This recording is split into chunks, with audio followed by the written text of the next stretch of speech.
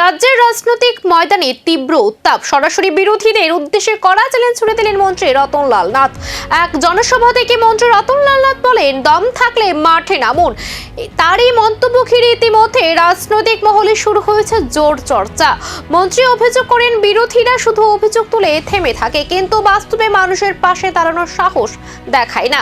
এই বক্তব্যের পরে শাসক বিরোধী রাজনৈতিক তরজা নতুন মাত্রা পেয়েছে। বিরোধী শিবিরের তরফেও পাল্টা প্রতিক্রিয়া আসতে শুরু করেছে। রাজনৈতিক বিশ্লেষকদের মতে আগামী দিনগুলিতেও এই মন্তব্যকে কেন্দ্র করে রাজ্যের রাজনৈতিক উত্তাপ আরো বাড়তে পারে।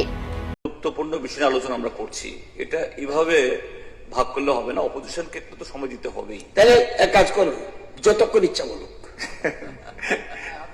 যতক্ষণ ইচ্ছা, দেখি দমটা কার আছে কত ক্লিয়ার হয়ে যাক। চারিটা একটা পরীক্ষা, দম আছে কত বলুন। চ্যালেঞ্জ ছুড়ে দিলেন মন্ত্রী। এবার কি জবাব দেবে বিরোধীরা, না কি বাড়বে আরো রাজনৈতিক সংঘাত?